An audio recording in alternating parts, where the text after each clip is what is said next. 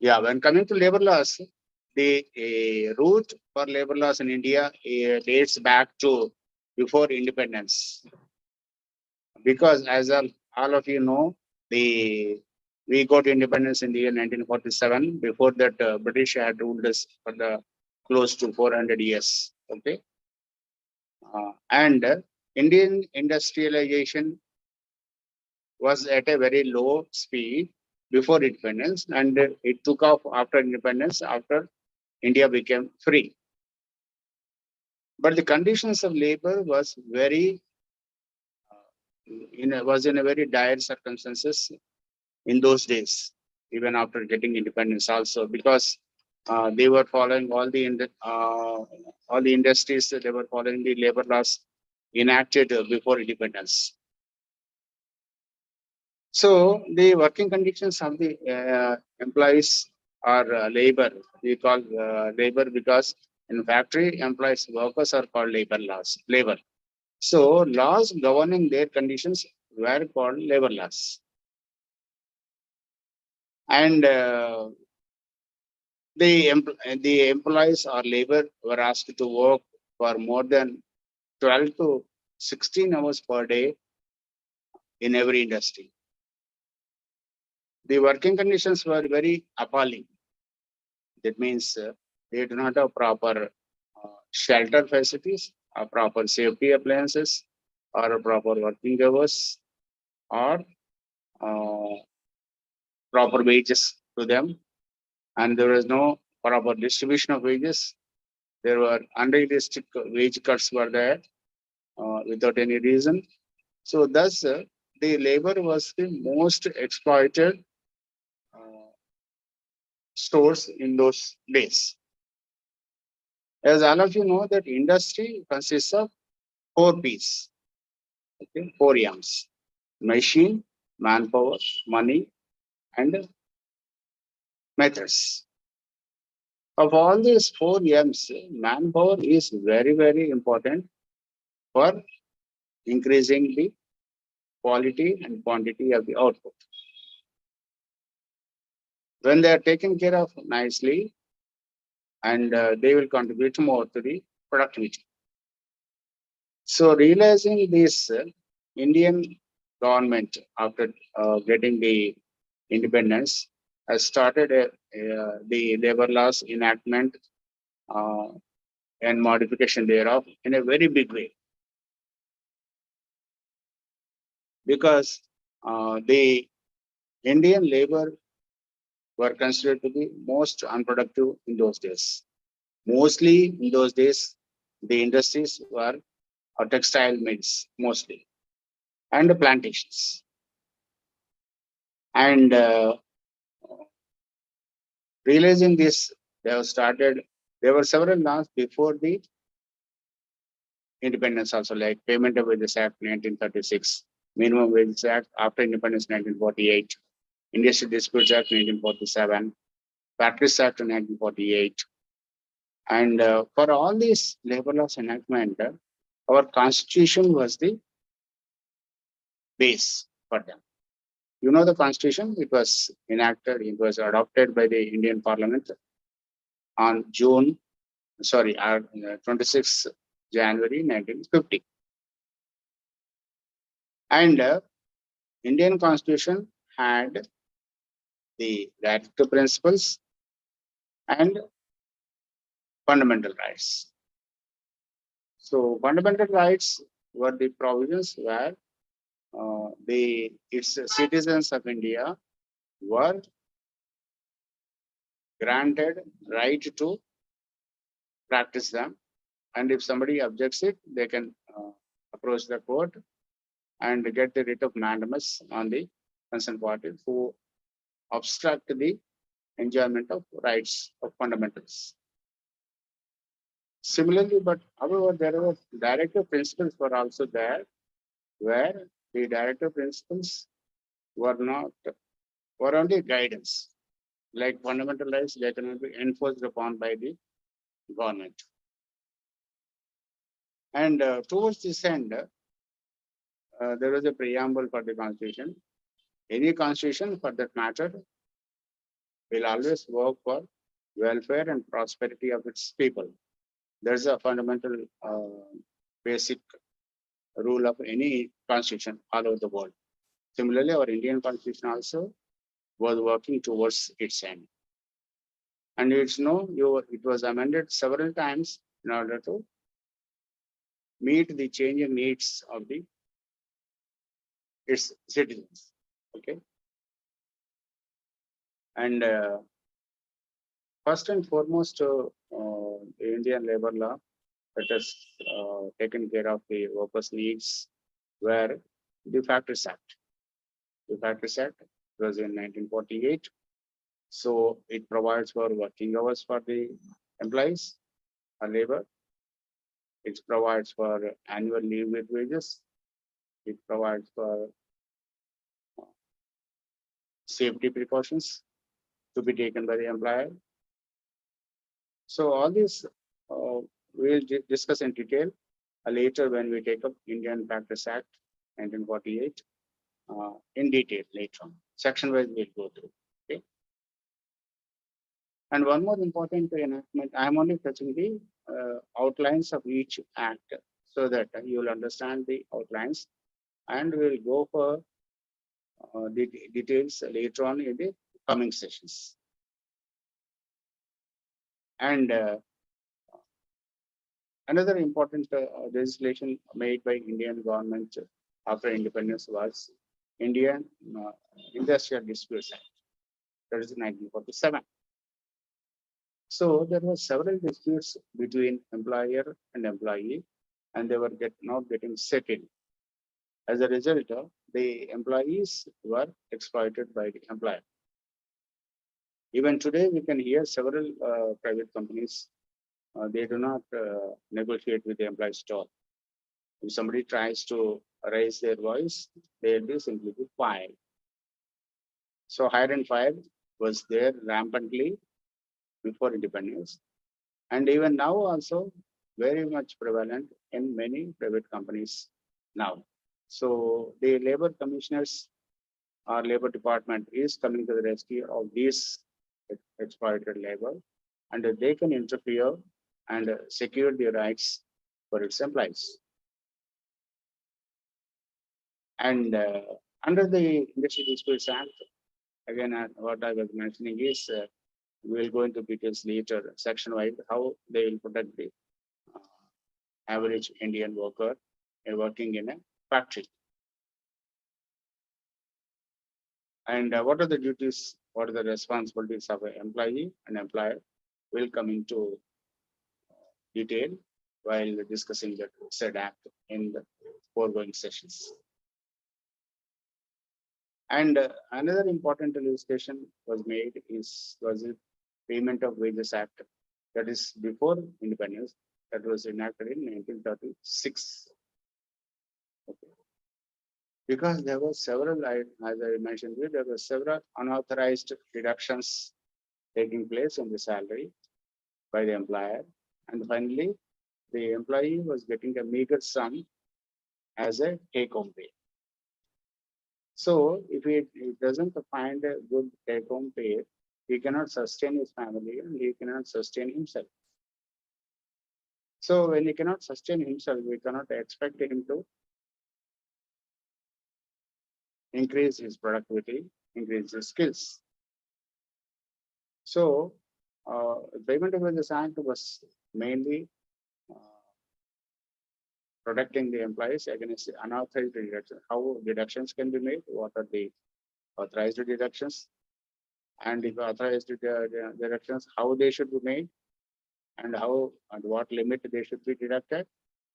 This is all to ensure that the employee takes home a reasonable sum to feed his family and also feed himself and to sustain his skills. Another important legislation, labor legislation after independence is Minimum Wages Act. As you know, the money is the biggest motivator for any employee, especially employees working in the factories. Because hardly they are paid adequate wage to carry their responsibilities as a family.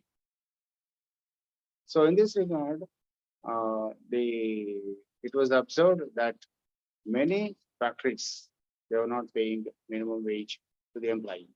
What's the minimum wage? Minimum wage is the wage which enables a person with his family, standard family. Standard family means spouse and two children and dependable parents, dependent parents. And it was their responsibility to see that the minimum wage, what is prescribed by the government of India, is implemented in all industries and they shall pay. There is no other alternate, there is no other relief for the employer. If the employer says, sir, I do not have the money to pay minimum wages, then they don't have the right to continue the industry. Because that is the fundamental principle of the minimum wage act. So it says, oh, those who do not have the capacity to minimum wage, they shall not exist. So then we'll discuss in detail how the minimum wage is prescribed, how its implementation is done by state labor machinery. And another important legislation before independence was Trade Unions Act 1926. So Trade Unions Act mainly was established, was mainly enacted to enable the employers to associate themselves or to form themselves into a union. Because if a single employee chooses to fight or argue against the employer, he was being fired. So then if this right was given for the employees, any 7 employees can form a trade union and they can raise the trade industry dispute with the employer. So there are several rules on how to form a union and how to collect the contribution from its members and what is the fund and how for what purpose the fund can be spent, like this, so on and so forth. Okay. And there is another act called Equal Remuneration Act. What is the Equal Remuneration Act? As you know, there are employees, workers, or labor employed in the factory are both men and women. So it was prevalent in even now also. If you see to the rural areas, the women working in field get much less than the men. So in order to stop this exploitation, Equal Remuneration Act was enacted. So wherein the men and women, or for that matter, any person, any human being, doing the same work are paid the same, shall be paid same wage. That's called Equal Remuneration. So we will discuss more this in the coming. Then comes the act, one more important act is Payment of Bonus Act. This enacted in year 1965. So before this act, it was called festival bonus. You know, industries in those days, they used to pay some money on the eve of festivals, especially Diwali or Dasara, to its employees. But it was left to their discretion whether to pay or not to pay, how much to pay, etc. So then government has thought this is another area where exploitation needs to be curbed. So they brought in the Act, the Payment of Bonus Act 1965. So it describes what is the minimum bonus payable, what is the minimum wage on which bonus needs to be computed, and when it is to be paid, and what are the punishments or penalties for the employer if they don't pay, they don't conform, etc. Okay. So now we have discussed the fundamentals, outlines of Factories Act, Industrial Disputes Act, Trade Unions Act, Payment of Wages Act, Minimum Wages Act, equal remuneration. So another social security legislation which is now being widely discussed across India is the PF. The PF is the Provident Fund. Provident Fund of Family Pension Act that was enacted in the year 1952. Why is being discussed now? Can anyone of you get to it? It is being discussed because the family pension payable under the PF Act is very paltry, and employees are fighting for raising the minimum pension. Now its minimum pension is only ₹1,000. Can you imagine for ₹1,000 how a retired employee can manage his family? It's just impossible. So they're asking for a hike in the minimum wage. Later on, it went to the Supreme Court. Supreme Court has passed the order that employees of the PF shall be allowed to opt for deduction of family pension scheme on PF deduction on higher wage, not limiting to ₹15,000, which is the present ceiling limit. Now the PF department, as all of you know, that you can see in the paper every day is being discussed. So they are giving the option for the employees to opt for family pension on higher wage ceiling without restricting it to ₹15,000 per month. So mainly, this is a social security legislation. We'll go into details like earlier I mentioned later on when we discuss this act thoroughly, section by section.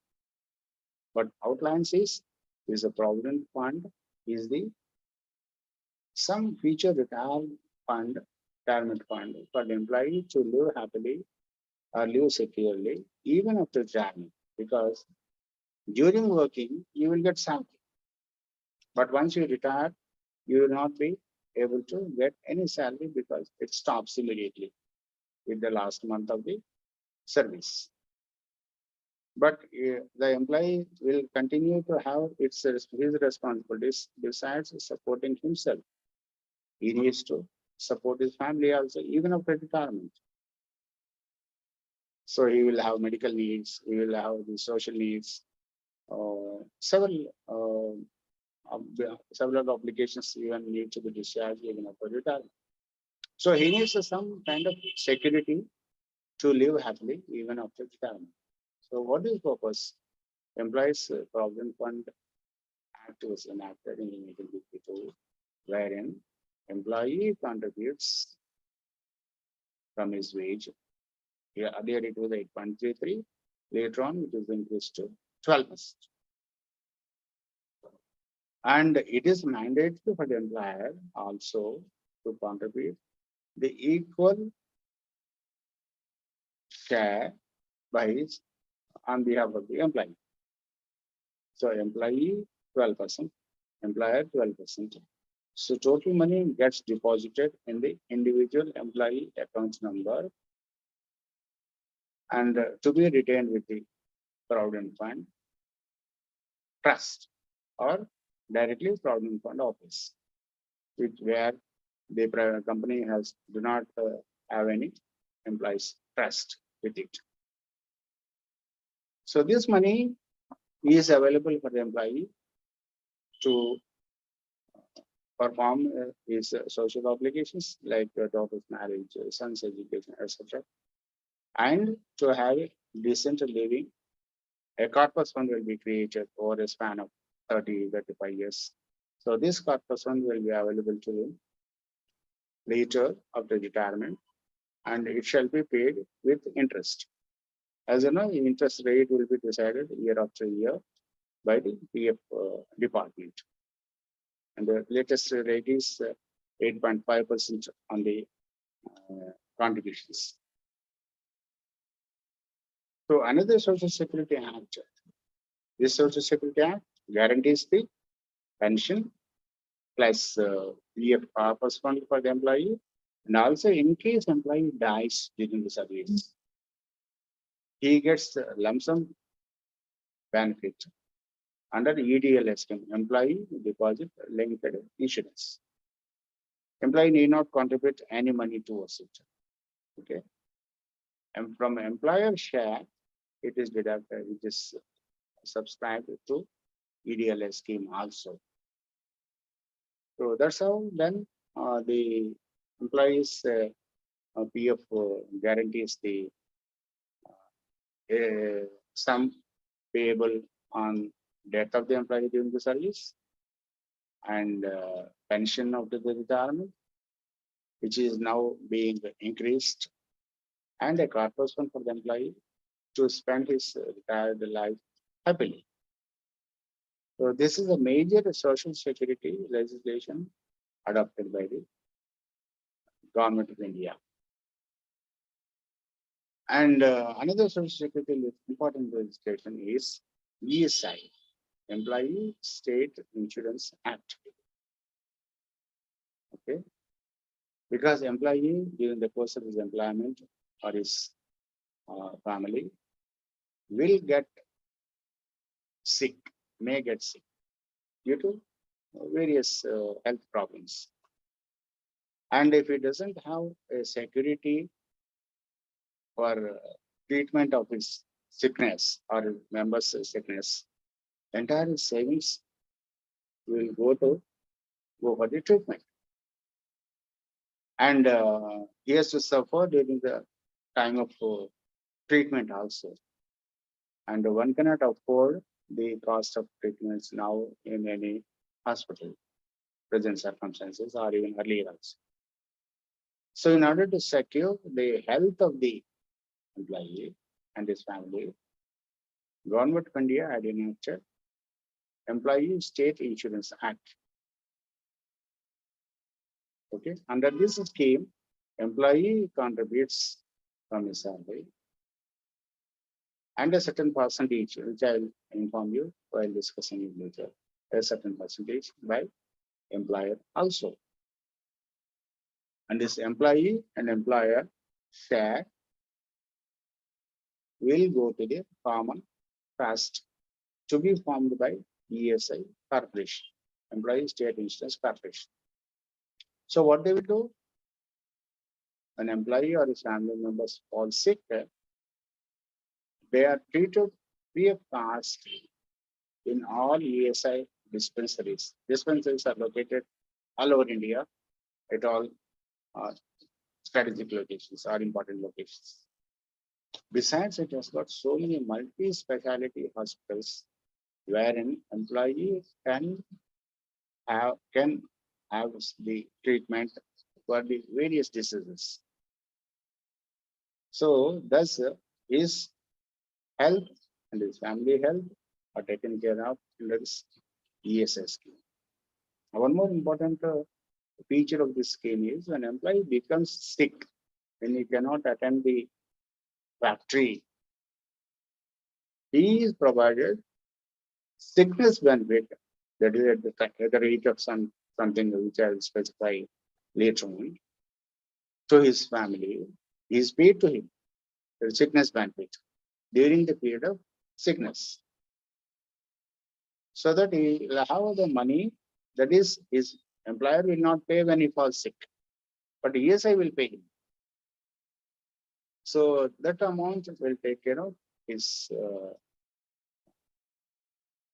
financial needs during the period of sickness, because not only treatment is given free, but these other needs are also, family needs are also met by ESI Corporation. So that's why it has become one of the best social legislation in India for labor, for employees working in factories. Okay. So we have discussed two important social security legislations, that is PF legislation and as well as ESI legislation. Another important social security legislation is the payment of gratuity act. Okay. What is a gratuity? Gratuity is payable on the gratuitous service. So, for example, if I like somebody, I'll pay him something in recognizing his gratuitous contribution for the company. But it was left to the discretion of the employer earlier whether to pay to the gratuity or not. And also, how much quantity is to be paid also was left to his discretion. So this was causing a lot of loss and hardship to the employee to meet his financial needs after the retirement. So that's why this act was enacted, wherein employee need not contribute a single rupee towards the gratuity fund. It is only employer who needs to contribute. At what rate?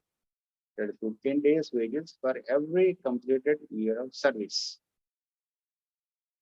Okay, understand? 15 by 26 into wage. Okay, I will discuss about the details later on, as I was mentioning at the end of every legislation. So, thus the gratuity is calculated and must be paid to the employee after the retirement is over on the day of retirement date. And the government has taken such a precaution that this gratuity fund should not be attached for any recovery to be made from the employee. So he's assured of the a fixed sum which he can put it in some bank under fixed deposit and have his family's needs even after retirement very happy. Okay. So in order to recall once again what we discussed, the exploitation of labor in respect of working conditions, in respect of leave with wages, in respect of safety precautions, they are all taken care by the Practice Act. When he works, then his pay is regulated once again by the Minimum Wage Act, where it describes that he should not be paid less than the minimum wage. And also wage with authorized deductions, the payment of the salary. Okay. Then, if there is a dispute, how it should be resolved is explained once again under the Industrial Disputes Act. There are several state machineries available, even courts are also available, where they will do justice to the worker when is the injustice is meted out to him in various ways. And also the fundamental right of associating themselves into a union is guaranteed under Indian Trade Unions Act. Okay. And then so his working conditions, its payment of wages conditions, and his social security conditions. Social security conditions are, as I mentioned just now, sometime back, that implies PF Act, social payment of gratuity act, and ESI. They were taken care of. And on wages, fundamentally, they were, as I mentioned, there are Equal Remuneration Act, which guarantees equal salary, equal wage on par with any other worker for the same skill and same experience. Okay.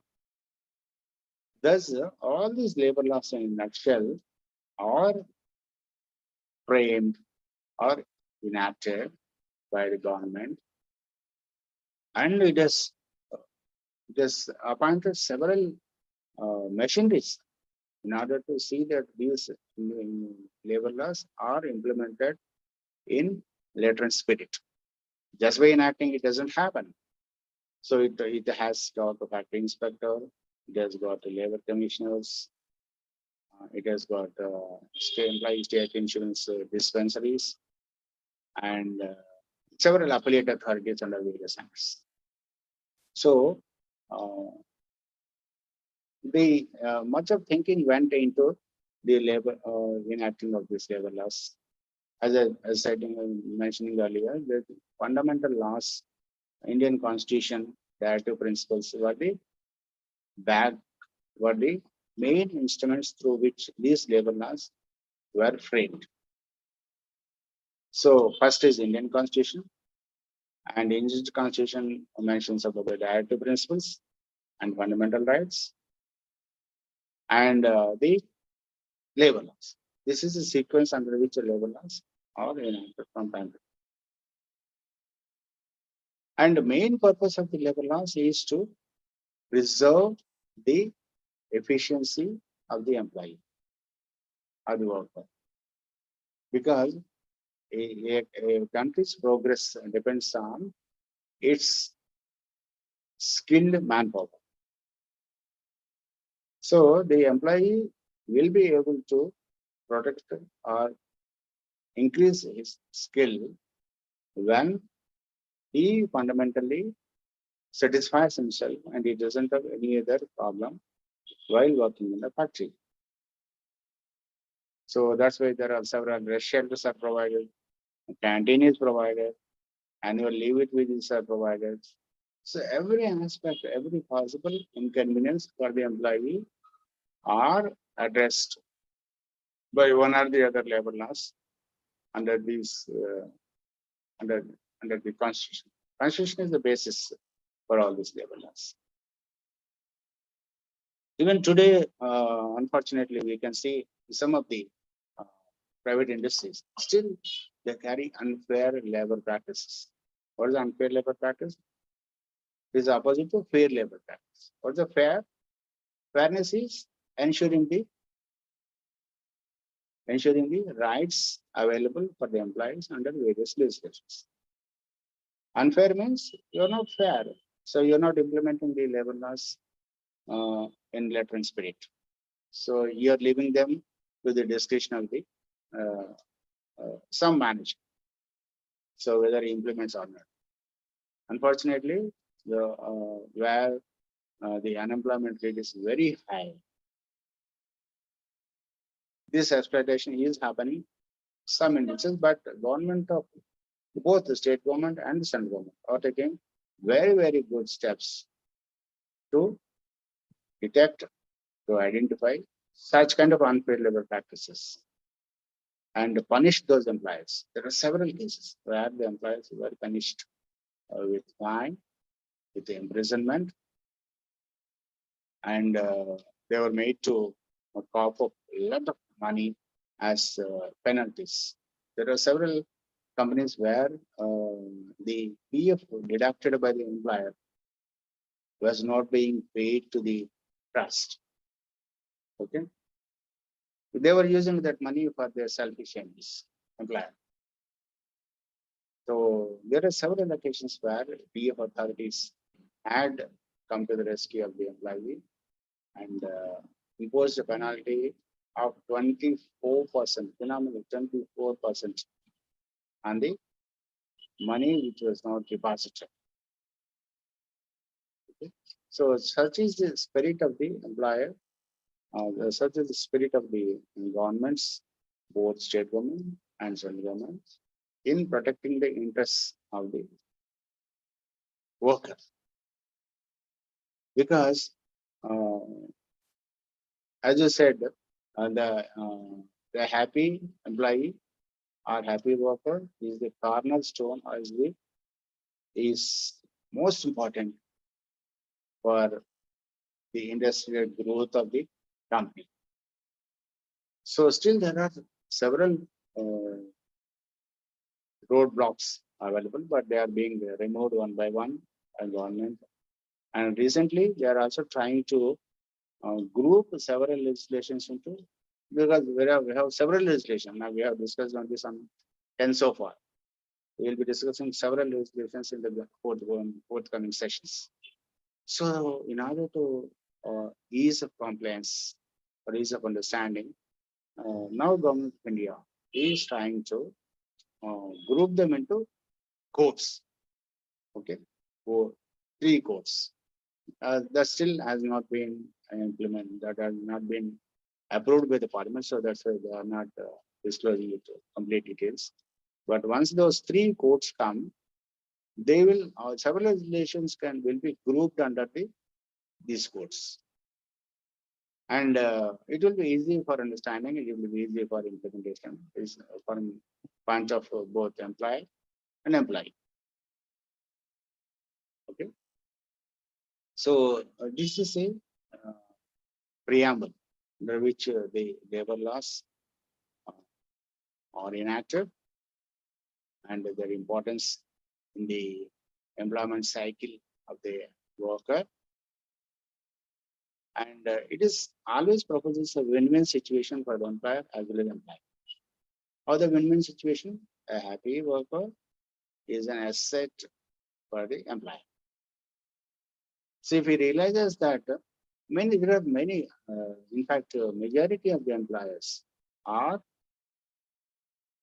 positive thinking employees, progressive employees. So they don't need the labor legislations to uh, ask them or to insist on them. See, you are not done this, you are not done that. They themselves voluntarily came several times. Several employees are there, like Tata, Birlas, and our PS, publisher and ratings. So they were the model employers, remaining as the model employers right before the independence also. And they have seen the real fruits of taking care of their employees. In Tata, for example, if you see 5th-generation employee, you know, great grandfather, grandfather, father, son, and grandson. Now the grandson is working in the same factory where his great grandfather worked. How this happens, this happens only when they have belief in the employer that they are the best employer who will take care of their family nicely and who are most positive in securing the rights for the employees. So, on the other hand, there are several employers, small-time employers, who still exploit, but they are being tackled by the governments effectively. So, why we should know these labor laws when we are studying MBA? For MBA, why labor laws is important? Because you are going to be future managers, and you have to manage the resources to get the best results for the company. So what are the resources? I was mentioning you should manage money, you should manage materials, you should manage methods, but most importantly, you should be managing men. So you can see several examples as to how you manage best about the money, materials, and methods. But if we don't manage men effectively, ultimately you will be a very big failure. Okay, because turning these materials into finished products depends upon the skill and commitment of the worker. So if your worker is not committed, so then you will not be able to get the best out of it. Okay, so you can obtain his physical presence on the factory. So you ask him to come at morning 7 o'clock, go at 3 o'clock. Okay, he will come. He will participate in the. He'll come to the factory, take his drugs, take his badge, go to the machine, start working on it, and go for tea, go for lunch. So again, go back after punching out. So you're punching in, punching out. Both are present. But during the intervening time, there is 8 hours working time,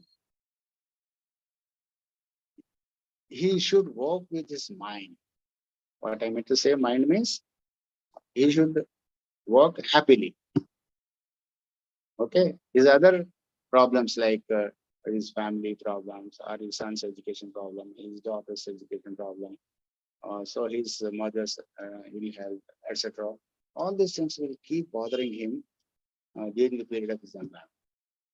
But if all these needs are taken care of by the employer, like as I was mentioning, if their health needs are taken care of by the ESI scheme, their the long-term financial needs are taken care of by his PF and gratuity acts, and his payment of bonus is taken care of the payment of bonus act. So he will not think. He doesn't find a necessity to think about the other problems. So he'll be able to give his best to the company, and he will do wonders. That's why you must be knowing that there are STEM awards being announced by the government of India from time to time every year. Okay, best workers are recognized, and they are identified as STEM Award. So that is notified by government of India. But individual companies also, they have got several awards, wherein they will award the worker based on his perfect contribution. So there are that's why now the many employers, besides these statutory benefits listed above earlier, now they are granting several non-statutory benefits also, like incentive scheme, attendance bonus, and several benefits like sponsoring them for tour, etc. All being promoted, are being they are the initiative being taken by several employees. Finally, it is to secure the best out of the employee. So this is introductory session on labor laws, wherein we have discussed the importance of taking care, importance to take care of the employees' well-being, and also how the government of India and government state governments are doing their best in protecting the interests of the workers from time to time. And what the employee also needs to do in order to, because finally if the industry is there, employee will be there. The industry gets closed, what will happen? The employees will lose their identity, will lose their livelihood. So that's why they also should try to work, give their best to the employer, and see that the employer, the industry prospers, and employee prospers, or either way also. The employee prosperity linked to industry's prosperity. So now it is very pleasant to see that there are very good healthy relations between employer and employee of late, and our overall productivity in India, GDP is growing very fast, and happier times are ahead. And these labor laws are playing a very, very important role in the industrial growth of the company. Thank you very much. You can approach me anytime if you get any doubts. My number is down 9959223873. I repeat my number again, 9959223873. Okay. Thank you. Bye.